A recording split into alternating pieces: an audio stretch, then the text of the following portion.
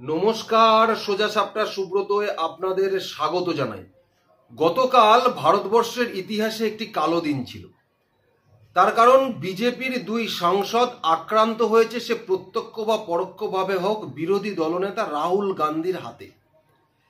কিন্তু দেখুন, গতকাল একটা জিনিস প্রকাশ পেয়েছে, যে সোনার চামচ মুখে দিয়ে জন্মগ্রহণ করে মাঝে মাঝে হাওয়া বদলাতে বিদেশ ভ্রমণ করে নিত্যদিন ভালো মন্দ খাবার খেয়ে টাইট ফিট গেঞ্জি পরে সংসদে এসে 54 বছরে আপনি যুবক বলে নিজেকে দাবি করতে পারেন, কিন্তু আপনার মধ্যে যে মনুষ্যত্ব বোধ, ভদ্রতাটুকু এখনো জন্মায়নি, তা আর একবার প্রমাণ করে দিয়েছেন রাহুল গান্ধী।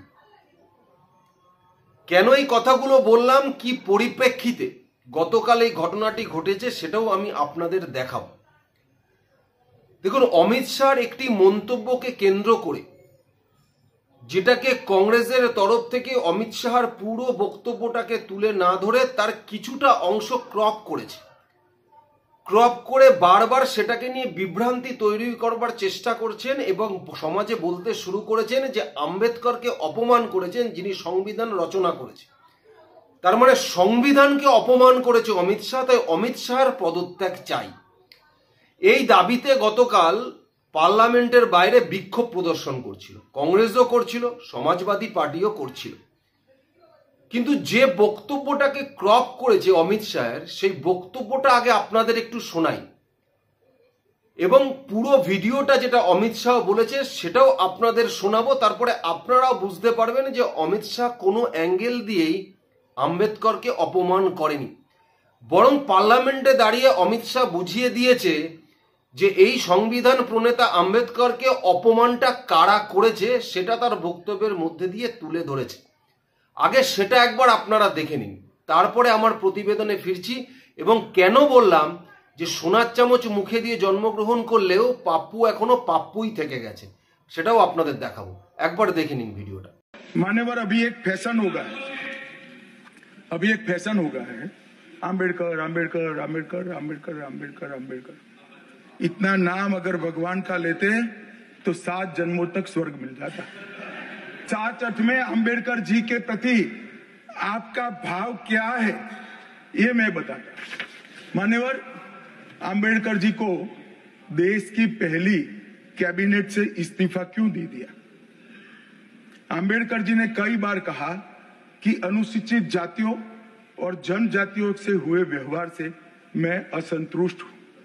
सरकार की विदेश नीति से मैं असहमत हूं और आर्टिकल 370 से मैं असहमत हूं। इसलिए वो छोड़ना चाहते थे, उनको आश्वासन दिया गया, आश्वासन पूरा नहीं हुआ, उन्होंने इग्नोरेंस के चलते इस्तीफा दे दिया। और एक श्री BC रॉय ने पत्र लिखा कि आम्बेडकर और राजा जी जैसे दो महानुभाव मंत्रिमंडल छोड़ेंगे तो क्या होगा। तो नेहरू जी ने उनको जवाब में लिखा है, राजा जी के जाने से तो थोड़ा बहुत नुकसान होगा, आम्बेडकर के जाने से मंत्रिमंडल कमजोर नहीं होता है। मान्यवर, ये विचार जो खड़गे जी कह रहे हैं ना, क्या आपत्ति है? जिसका विरोध करते हो उसका वोट के लिए नाम देना है, कितना उचित है? क्योंकि अब आम्बेडकर जी को मानने वाले पर्याप्त संख्या में आ गए हैं, इसलिए आप आम्बेडकर आम्बेडकर कर रहे हो। শুনলেন ভিডিওটা? যে কংগ্রেস প্রত্যেকটা নিয়ত সংবিধানকে হাতে নিয়ে নিজে ভোটে জেতার জন্য বারবার চেষ্টা করেও ব্যর্থ হচ্ছে, মানুষ বুঝতে পারছে যে আম্বেদকরকে এই ভারতবর্ষের পার্লামেন্ট থেকে তাড়িয়ে ছেড়েছিল জওহরলাল নেহরু, সেই আম্বেদকরকে ঢাল করে, সেই সংবিধানকে ঢাল করে আজকে ক্ষমতায় আসার চেষ্টা করলেও কংগ্রেস বারবার প্রত্যাখ্যান হচ্ছে মানুষের দ্বারা। সেই ফ্রাস্ট্রেশন আজকে রাহুল গান্ধীর গলায় ঝরে ঝরে পড়ছে এবং আক্রমণাত্মক হয়ে গেছে রাহুল গান্ধী। বিজেপি সাংসদ প্রতাপ সারেঙ্গি, যিনি উড়িষ্যার সাংসদ, 69 বছর বয়স তার মাথা ফেটে গেছে। কিন্তু দেখুন, তার সঙ্গে সঙ্গে আরেকজন সাংসদ আছে মুকেশ রাজপুত।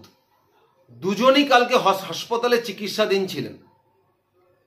প্রতাপ সারেঙ্গির যখন মাথা ফেটে গেছে, তখন প্রতাপ সারেঙ্গিকে যখন মিডিয়ারা জিজ্ঞাসা করছে যে আপনাকে কি রাহুল গান্ধী ধাক্কা দিয়ে ফেলেছে, তখন উনি পরিষ্কার বলছেন যে রাহুল গান্ধী আমাদের একজনকে ধাক্কা দিয়েছে, সে আমার গায়ের উপর পড়েছে, আমি পড়ে গেছি।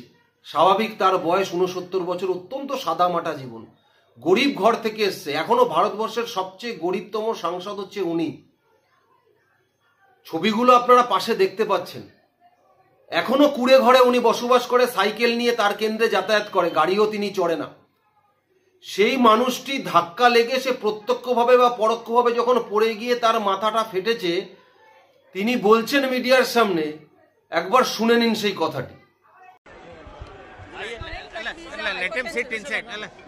राहुल गांधी, हम खड़े थे साइड में, राहुल गांधी एक एमपी को धक्का लगा जो मेरे ऊपर गिर गया और मैं नीचे गिर पड़ा, ये मेरा इंजरी हो गया। এরপরে দাঁড়িয়ে রাহুল গান্ধী একজন বিরোধী দলনেতা হিসেবে, যাকে ভারতবর্ষের মানুষ বিরোধী দলনেতা হিসেবে সংসদে পাঠিয়েছেন যে মানুষের কথা তুলে ধরবার জন্য, শুধু তার আচরণটা দেখুন কতটা অধ্যত্ত, যে যখন একটা মানুষের ওরকম মাথা ফেটে গেছে, সে একটি দলের সাংসদ, বয়স তার 69 বছর, কোথায় তার সামনে গিয়ে কোথায় লেগেছে, কিভাবে তাকে তাড়াতাড়ি ফার্স্ট এড করা যায় সেইটা না দেখে অহংকারের সহিত সেখান থেকে মাথা ঘুরিয়ে সেখান থেকে চলে যাচ্ছে। কতটা অহংকার আর অধ্যত্ত রাহুল গান্ধীর গতকাল ছিল, একবার আপনারা সেই ভিডিওটা দেখেন।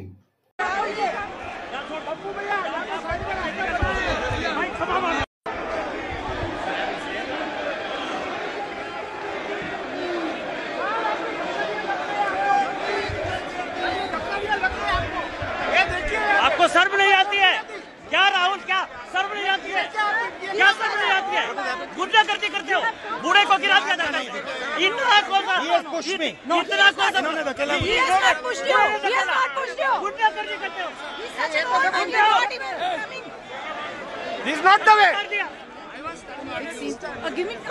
দেখলেন তো কিভাবে পাশ ফিরে ঘুরে চলে গেল।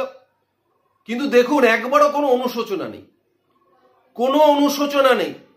যখন মিডিয়ার সামনে তাকে মিডিয়ারা ধরেছে, তখন বলছে ক্যামেরা আপনারা দেখেননি, আমিও দেখিনি, হয়েছে হয়েছে, তাতে কি, এরকম একটা ব্যাপার, কোনো ব্যাপারই না, হয়ে গেছে হয়ে গেছে। মানে ক্ষমতার দম্ভে এদের পরিস্থিতিটা কি একবার দেখে নিন, কি দেখে বলেছে মিডিয়ার সামনে, একবার দেখে নিন সেটা। नहीं नहीं नहीं, देखिए मैं पता नहीं आपके, शांत हो जाए, आपके कैमरा में होगा, ये पार्लियामेंट की एंट्रेंस है, इसमें मैं अंदर जाने की कोशिश कर रहा था, तो बीजेपी के एमपी जो थे वो मुझे ऐसे रोकने की कोशिश कर रहे थे, धकेल रहे थे और मुझे धमका रहे थे, तो वो हुआ है।